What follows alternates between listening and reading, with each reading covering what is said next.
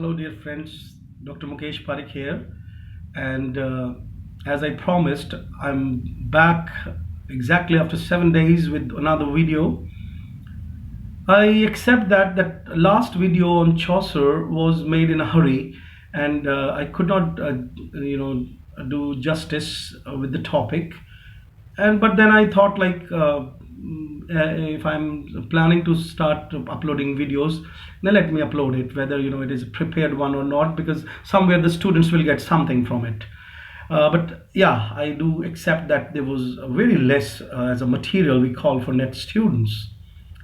Now today, I really prepared and I read a bit about romantic writers and thought about how to benefit my students who are preparing for competitive exams, uh, how to prepare for romantic writers. So first of all, I studied some papers, and because sometimes it happens that we teachers, we do have in our mind the kind of questions which already had appeared in all the exams, but we are not very precise with the number of question and the exact number of say precisely the question and the topic. So three papers I studied, and I have accumulated all these questions here now. But before that, I would like to talk about what Romanticism is and how we should have an approach towards Romanticism. First of all, Romantic means impracticality, somewhere, someone who is very away from reality, remoteness. The word has come from the word Roman, because Roman people were new in England, and anything which is something new or strange was given the name of romantic. It has also some connotations of romance, and romance has something to do with more of imagination, more of fantasy, or the world of fantasy, and less with practical world. But as a movement, as a literary movement, Romanticism has to do with certain traits which we find in romantic writers, which are mostly anthologized and canonized. For example, the canonical writers: Wordsworth, Coleridge, Southey, Alexander Pope. I'm so sorry. Pope was a neoclassical writer. Keats, Shelley, Byron, prose writers: Hazlitt, Lamb. Sometimes novelists are also, taken into consideration, like your Jane Austen and Lawrence Sterne. These writers are, overall called Walter Scott, Macpherson, Wharton. These writers are called romantic writers. The first thing, why these writers are called romantic writers? First of all, because somebody has tagged them under this category of romanticism, so we are now bound to call them romantic writers. And from examination point of view, there are certain variable views. Different critics say that romanticism starts with a particular date. For example, M.H. Abrams' concept of romanticism starts. I mean, he thinks that romanticism starts with the publication of lyrical ballads by the joint endeavor of Wordsworth and Coleridge in 1798. But Jane Austen had already started writing by then, so how can we say? And there were other pre-romantic writers writing, and they were showing almost the same kind of personality trait in their personality traits and literary traits in their writing. So I think that it's quite illusory talking about the precise date of romanticism. But yeah, we can say, we can consider that the age where people started moving away from enlightenment, the people or the writers, when they started talking about more about nature, more about sensibilities, more about their imagination, more about their filial relationships in their poems and in their works, more about and they become more nostalgic, and they started talking about their roots. They really understood the concept of aestheticism which is found in the concept of sublimity, which has an element of awe, which has an element of terror. Overall, there are so many different traits, which are considered to be the major things of romantic writers. And uh, if I count them, and for the benefit of my students, I can say that one, that these writers started talking about past. They criticize past. Two, they talk about cult of sensibility. They talk about, we also include it into the term like age of sensibility. Third is isolation of the artist, because if you see the writers who are romantic writers, they're somewhere talking about they're criticizing society. They're living in their imaginary world. So somewhere they are totally away from, isolated from the society. Fourth point is that they have a fourth point is that they respect for nature. They show their respect for nature. They have nature around. There is abundance of nature in their poems, in their works. And fifth point, that they are in one or the other way against reason, the logical mind. They think that enlightenment was, they were dissatisfied with enlightenment, the age of enlightenment. That was the age of Alexander Pope, the neoclassical writers. Apart from that, these writers had long cherished values of democratic ideas. So we can say that these writers were somewhere influenced by the French Revolution, of the ideas of liberty, equality, fraternity. And these are all in one or the other way talking about, to come out of the mental chains, a kind of, mind forged manacles. That phrase comes to my mind from London poem by William Blake. And so somewhere these writers want to come out of the straight jacketed conditioning of human beings.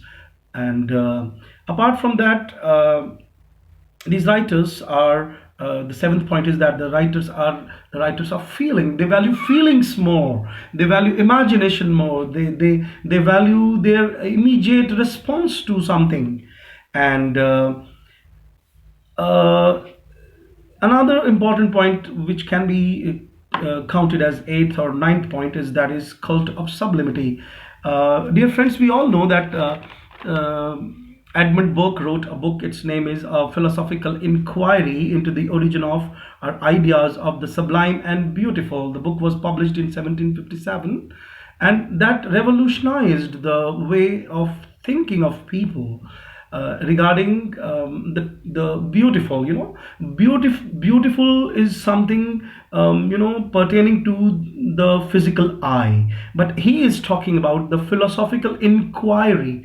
So I want to add here something, that the concept of terror, the feelings of awe, the feelings of a mixture of beauty with something terrible, that horror is involved, and that a mixture of these two things created a new word, that is sublime. And painters were busy, painting these kind of paintings, which inspired, which induced awe in us when we look at them. In most of my classes, when my students are unable to understand this concept, I mostly give an example of Lord Shiva. He's an incarnation of he's not an incarnation, I'm sorry. Means one of his another name is Rudra. And like Nataraj, if you have seen that, one who is doing the Tandav, and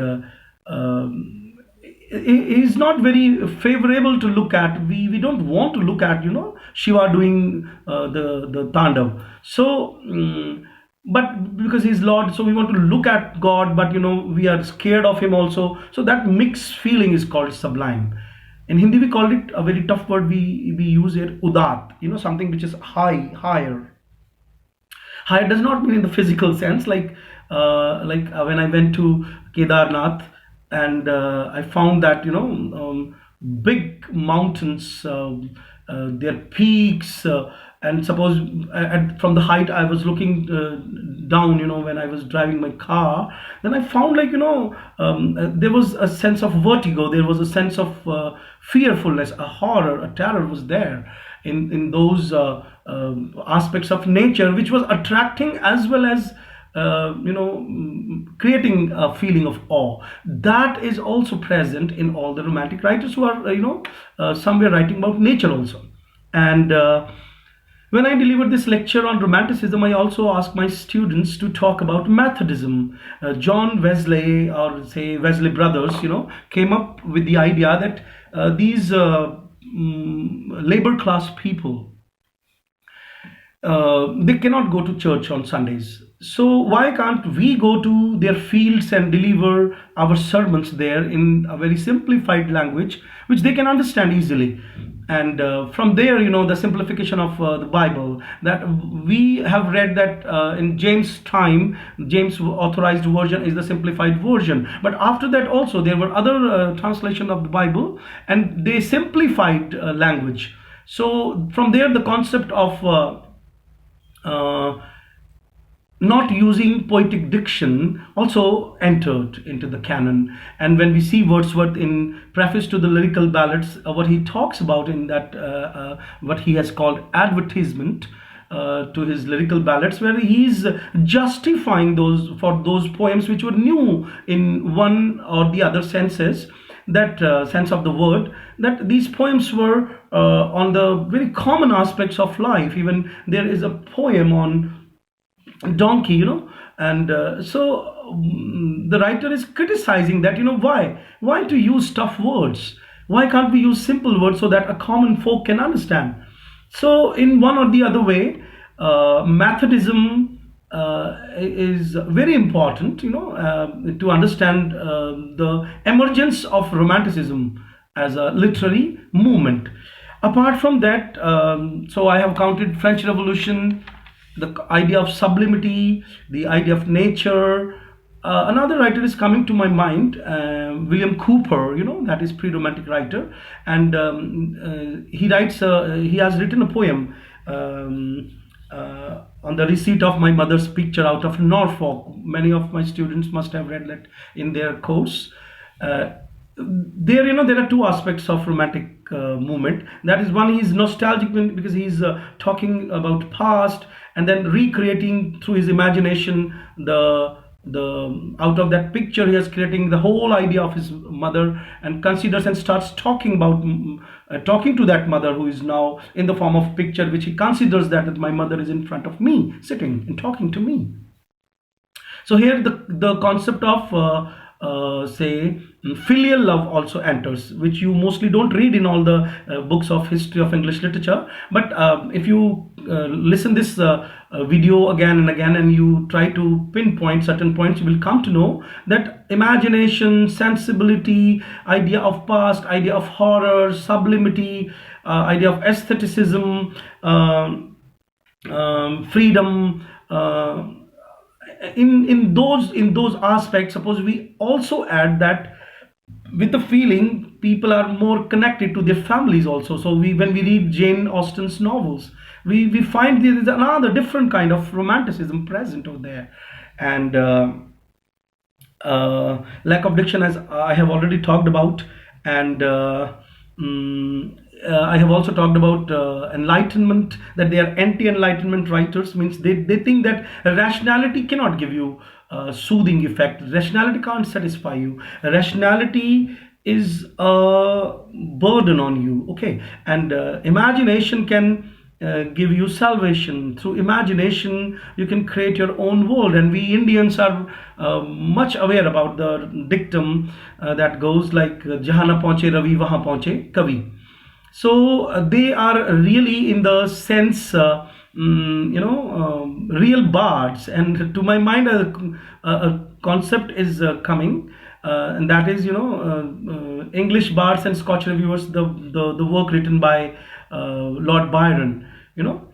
in that he is considered that English writers are the bards, and bards are visionary writers, poets, Mahakavi jinko hum keh sakte hain. So in by considering all these writers, I would like to add two more writers, their concepts, like why these are important. Scottish writers, Joseph Warton, and his concept of invention and imagination, he thought like these two aspects are very important in a poet. And then all the romantic writers somewhere followed him, and we see the making of Shelley, the making of Keats, we see like how Byron, these are dissatisfied souls from their old society. And somewhere the senior romantics, Wordsworth, Shelley, and Wordsworth, Coleridge, and Southey are criticized, for their more conservative views.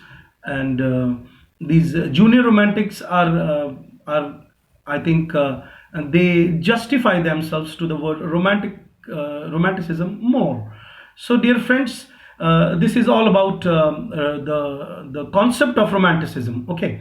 Now let me talk about certain questions which I would like. I think it's not possible in a single video to discuss all the questions, but I have studied first of all December 2019's paper, December 2019 paper. There are 4 questions from Romantic Age. Okay, the first one is Essays of Ilya. So they have asked the question that Charles Lamb, who is the writer of Essays of Ilya, where in which essay he has first used the term, the pseudonym Ilya. Okay, so that is important question. And so we see that while we are preparing for romantic writers, we should not leave the biographies and the minor details of the writers also. And those who are watching this video, I should suggest to them that I have already started the online classes. They can enroll themselves. They can directly call to me because I'm not very much computer savvy, but anyhow I have managed to start the classes. And these are going to be the audio lectures, and my phone number they can take from my website also, englishcosmos.org, www.englishcosmos.org. And so I was talking about questions. So the second question is the question earlier I talked about Essays of Ilya. The number is 52, question number 52. Now question number 67 in the paper, they have given a question in which they have jumbled the orders of the books, where they have talked about 4 books. One is Lamia, Paradise Lost, Alastair, and the Dunciad. So I consider it like, somewhere if we are aware about the books and their publication and their names and their writers, at least we can solve this kind of question also, because they have asked the date of publication accordingly. So Lamia, written by Keats, they have talked about this book here. Third question is question number 68, and here they have given a very interesting question. They have given 4 writers like Keats, Wordsworth, Byron, Shelley, and they have given 4 different lines and jumbled them. And these are opening lines of certain famous poems, mostly highly anthologized poems. For example, I solved this question, by looking at this particular line. The world is too much with us. The world is too much with us is Wordsworth's famous sonnet, So this question can also be solved by the students if they at least read all the works, at least their titles. If they read, they can, the question, the idea can strike their mind when they are solving it. Okay. And then question number 83, on murder considered as one of the fine arts. They asked like, who has written this essay. So when we talk about English romantic essayists, 2 particular writers come to our mind. One is Hazlitt, and another one is Lamb. But yes, we do teach in our classes Thomas de Quincey also, and he is also one of the famous writers. He was also an addict of opium. So I think I remember more than 4 or 5 questions in sequence they have asked in different nets regarding the works of Thomas de Quincey. In last to last net, there was a question on Hazlitt. In this net also, there was a question of Hazlitt. So, dear friends, what I guess that we should be more prepared about. Romantic age covers at least 4 5 questions. 4 5 questions are not less, dear friends. If you really want to clear your JRF exam, I think it will hardly take 1 week to prepare all the romantic writers, and I'm here to help you for that. 2010 December paper also I have read today, just to inform you, like, what kind of questions they have asked. They have 7 number question they asked from Mary Shelley's Frankenstein. They asked a question like whom it was dedicated to. It was dedicated to her father, William Godwin. Second, 26 number question is from John Keats' letters. There he has they have given a line like, he describes what he sees and I describe what I imagine. Now they asked the question like, who is he talking about here? So he's talking about Byron here, by writing he. 45 number question is Byron's English bards and Scottish reviewers is about. So that I already have discussed. And 49th number question is about which 19th century English writer it is written. I quote, he had succeeded as a writer not by conforming to the spirit of the age but in opposition to it. And then they asked a question like, who has written about whom? Whether Coleridge has written about Wordsworth, or say Wordsworth has written about Coleridge, or say Hazlitt has written about Lamb. So the answer is in the question itself, where he has talked about spirit of age. Many of you are aware about that. He has written a collection, Spirit of Age. So this is also a very easy question. So there are, in 2010 December, when there were only 50 questions were asked, so 1 2 3 4 questions were asked. Then there is another paper, 2010 June. Here they have asked 1 2 3 4 5 6 7 8 questions from Romantic age. Please permit me to discuss these questions also. About late poets, first of all, they have asked the names of the late poets, very easy question. Second, 6 number question, they have asked about Childe Harold was influenced by which poet. So they have given 4 options like Milton, Spenser, Shakespeare, Pope. Everybody is aware about that. Byron's Childe Harold's Pilgrimage is written in Spenserian stanzas, and Spenserian stanzas, the name itself tells that this poem is inspired by Spenser. And 14th number question is from Thomas Paine's book, The Age of Reason. So when I talk about Romantic age, whether I deliver an introductory lecture somewhere in the class or a particular writer wise we take, I always stress, and in my notes also I have given a special place to a certain political and ideological movement, which really boosted up these major isms. And Thomas Paine, William Godwin, I'm not sure whether I'm using the correct name, because second surname is very much clear to me, like it was Godwin. And these writers, are somewhere, Rousseau, these writers are somewhere considered to be the philosophers who prepared the ground on which, the Romantic writers then, came up with their creative writings. So again, they have asked like, who has written this book, The Age of Reason.